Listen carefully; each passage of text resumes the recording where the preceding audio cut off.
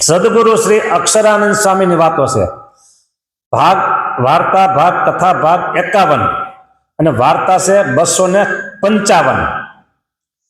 ગામ મેઘપુરમાં શ્રીજી મહારાજ પધાર્યા હતા અને લાડકીબાઈનો ભાઈ કરશનજી કરીને ભાટ હતો. તે મહારાજ પાસે બેઠો હતો. તે સમયે એક ફકીર મહારાજ પાસે આવ્યો. તેને મહારાજે કહ્યું છે, તમે કોણ છો? ત્યારે ફકીર કહે, હું ખલબલશા છું. અને પછી તેણે મહારાજને કહ્યું છે, તમે ભગવાન કેવાઓ છો? તે જો આ કરશનજી ભાટ પાસે કુરાન બોલાવો તો ભગવાન ખરા.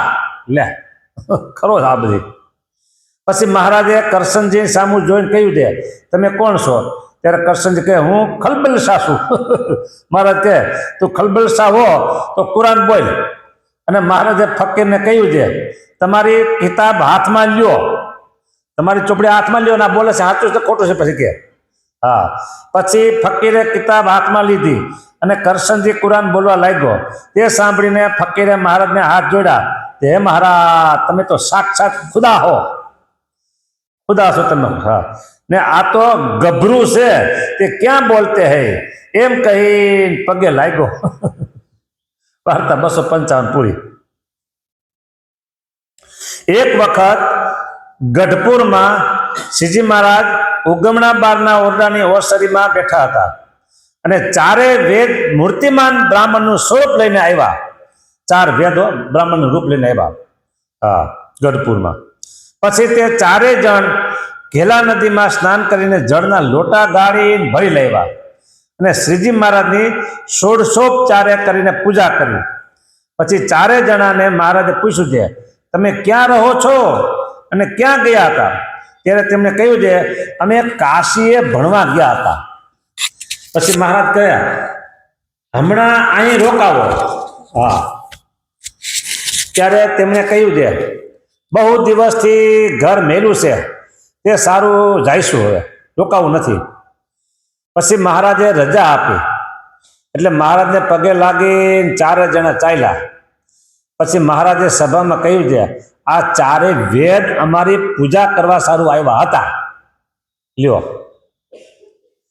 અને આ સચ્ચિદાનંદ સ્વામી છે તે વેદ મૂર્તિ છે. હા, લ્યો. ત્યારે કોઈએ કહ્યું છે, સચ્ચિદાનંદ સ્વામી તો કશું ભણ્યા નથી અને કાળા અક્ષરને કુવાડે મારે તેવા છે. પછી મહારાજ કહે, સચ્ચિદાનંદ સ્વામી વેદ બોલો તમે, હાલો વેદ બોલો તમે.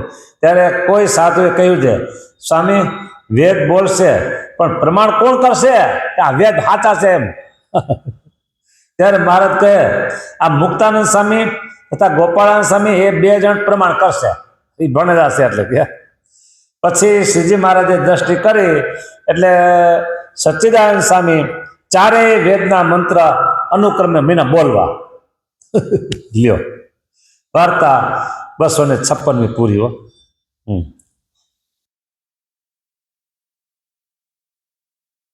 શ્રીજી મહારાજે કોઈને અગાઉથી કીધું હોય કે અમે તમને કાલે તેડવા આવશું, ધામમાં લઈ જઈશું, કોઈને કે મહિનાથી પછી આવશું, કોઈને કે 2 દી પછી, આમ જેને જેને કોલ દીધા હોય ને સાચા પડ્યા હોય એવી વાતો છે. એક દરજી હતો, તેને શ્રીજી મહારાજે કહ્યું છે, તું વર્તમાન ધારણ કર. ત્યારે તે બોલ્યો છે, મને કોલ દ્યો, તે મને તેડવા આવો તો હું વર્તમાન ધારું. પછી મહારાજ કહે છે, જા, મારો કોલ છે, બરાબર, કે તારો જ્યારે અંતકાળ આવશે ત્યારે હું તને તેડવા આવીશ. બરાબર. લે. પછી તે વર્તમાન ધારી સત્સંગી થયા અને તે વાસનિક બહુ હતો. તેથી તેના આવરદાના 10-12 વર્ષ બાકી હતા ત્યારથી મહારાજે અગાઉથી ચેતવણી આપી. અને પછી જ્યારે મહારાજ વિમાન લઈને તેડવા આવ્યા અને કહ્યું છે, ભગત તૈયાર થઈ જાઓ, હલો તને તેડવા આવ્યો છું. ત્યારે ભક્ત કહે કે મહારાજ હમણાં હું ઘેરગો છું કે આમાં લખ્યું છે, બોલ્યો હમણાં હું ઘેરગો છું. તે સાંભળી મહારાજ પાછા ચાલ્યા ગયા. પછી થોડા દિવસ થયા પછી ફરીવાર મહારાજ તેડવા આવ્યા અને કહ્યું છે, ભગત હાલો હવે તૈયાર થઈ જાઓ. ત્યારે તે ભક્તે કહ્યું છે, મહારાજ દીકરો આવ્યો છે એમ કહીને તે ન ગયો. દીકરો આવ્યો છે, નવો છે, નાનો છે હજી ક્યાં. બોલો કેટલી વાસના છે ને, ભગવાન તેડવા આવ્યો તોય. પછી જયારે શ્રીજી મહારાજ ત્રીજી વખત તેડવા પધાર્યા, કારણ કે કોલ આપ્યો હતો ને કે હું તને આવી તેડવા, એટલે ભગવાન ધક્કા ખાય છે. ત્રીજી વાર પધાર્યા ત્યારે ભક્તે કહ્યું છે, મહારાજ ગગો પેઢી સાચવે તેવો થશે ત્યારે આવીશ. આ છોકરો છે ને એ પેઢી સાચવે એવડો થાય 20 વર્ષનો, પછી આવીશ કે. બોલો. પછી મહારાજ જાણ્યું છે આ વાસનિક છે માટે નીકળશે નહીં, અને મારો કોલ છે વરદાન તે ખોટું પડશે. હા, એટલે હવે પછી ત્રણેયને મહારાજે ટૂંટિયાનો રોગ પહેર્યો.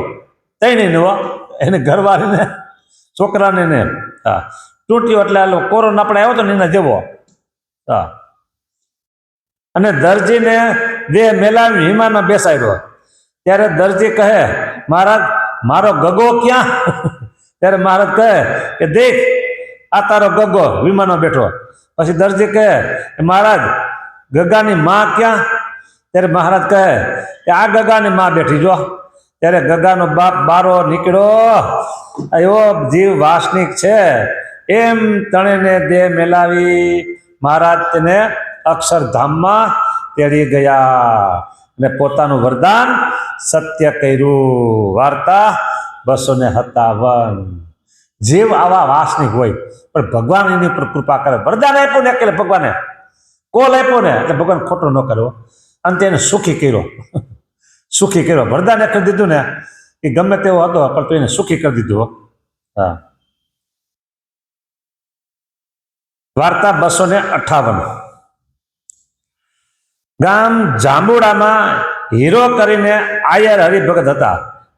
તેને શ્રીજી મહારાજે વર્તમાન ધરાવ્યા. પછી તેને દેહ મેલ્યો. ત્યારે મહારાજ તેડવા પધાર્યા અને સૌને કહ્યું છે એ મને મહારાજ તેડવા આવ્યા છે, તે તેમના ભેગો હું ધામમાં જાઉં છું. પણ પોતાના છોકરામાં બહુ વાસના હતી અને વિમાનમાં બેઠો. પછી મહારાજે તેને પૂછ્યું છે, હીરા તારે કઈ વાસના છે? ત્યારે હીરો કહે, મહારાજ ઝીણિયાને પરણાવવો છે. છોકરાનું નામ ઝીણો હોય છે કે ઝીણિયાને પરણાવવો છે મારે ત્યાં. તે સાંભળી મહારાજે તરત તેને વિમાનમાંથી હેઠે નાખ્યો અને દેહ બાંધ્યું હતું તે સરવડ્યું એટલે તેને છોડી નાખ્યું અને જાગ્રત થયો. પછી સૌએ પૂછ્યું કે મહારાજ તને તેડવા આવ્યા હતા ને? ત્યારે હીરા ભગતે કહ્યું છે, મારે ઝીણિયાને પરણાવવાની વાસના હતી, તેથી મને મૂકીને ગયા. પછી તે છોકરો વાડમાં ખડ નીંદવા ગયો હતો. ત્યાં તેને વીછી કર્યો, તેથી તે મરણ પામ્યો. અને હીરો ભગત પછવાડે ઘણા વર્ષ જીવો અને બહુ હેરાન થયો. પછી બિહારીલાલજી મહારાજ ત્યાં પધાર્યા હતા. તેમની પ્રાર્થના કરીને કહ્યું છે, તમે મહારાજને કહો એટલે મને હવે તેડી જાય. પછી બિહારીલાલજી મહારાજે કહ્યું છે, જાઓ તમને હવે શ્રીજી મહારાજ ધામમાં તેડી જશે. પછી તેના અંત સમયે શ્રીજી મહારાજ તેને તેડી ગયા. વાર્તા 258. પેલા જો મહારાજ આવ્યા હતા તે કે ઝીણ્યો નાનો છે કે ને એટલે હવે પરિણાવો છે. પછી પેટી હાથો એવો મોટો થાય. પછી ત્યાં વળી કંઈક ખડ નીંદવા ગયો અને વીસી કઈડો મરી ગયો. છોકરો મરી ગયો. પાયા બાપો હેરાન થયો. પછી બિહારીલાલજી મહારાજ આવ્યા અને પ્રાર્થના કરી. અને ભગવાનના દીકરા કહેવાય. ભગવાન એની પ્રાર્થના સાંભળે અને એનું રૂડું કર્યું. પછી આવું છે બધું. 259મી વાર્તા. ગામ બોટાદમાં એક સોનીને મહારાજે સમાધિ કરાવી અને તે વિરજા નદીને કાંઠે ગયો. ત્યાં સોનાનો ઓટો છે, બેઠક તે ભાડીને તે સોની તેમાંથી ઈંટો ખેંચવા માંડ્યો. તે અહીંયા ખાટલામાં હોતો હુંકારા કરે પણ ઈંટ નીસરે નહીં. બહુ બળ કર્યું પણ તો ઈંટ નીકળી નહીં. તેનું લુગડું બગડી ગયું, એટલું બધું બળ કર્યું. પછી સમાધિમાંથી તે જાગ્યા ત્યારે સૌએ પૂછ્યું છે આ શું થયું? તેણે તેણે કહ્યું છે સમાધિમાં હું તો હતો ત્યાં સોનાની વેદીમાંથી એટલે સોનાની બેઠક હતી ઓટો એમાંથી હું ઈંટ ખેંચતો હતો તે નિસરી નહીં તેથી આ બધું બળ કરવાથી આ બધું બગડી ગયું કે હા 259મી વાર્તા. ગામ ડભાણમાં એક ડોશી હતી. તેણે પોતાના 13 રૂપિયા ઘંટી નીચે દાટ્યા હતા. પછી તે માંદી થઈ ત્યારે શ્રીજી મહારાજ તેને તેડવા પધાર્યા ને ડોશીએ કહ્યું છે મહારાજ મારી દીકરીને 13 રૂપિયા સોંપવા દ્યો પછી આવું. ત્યાર પછી આવીશ. તે સાંભળી મહારાજ ચાલ્યા ગયા અને તે બાઈ ભૂતળી થઈ અને ઘરમાં રહી. રૂપિયા તેની દીકરીને પણ દેવાના નહીં અને ધામમાં પણ જવાનું નહીં.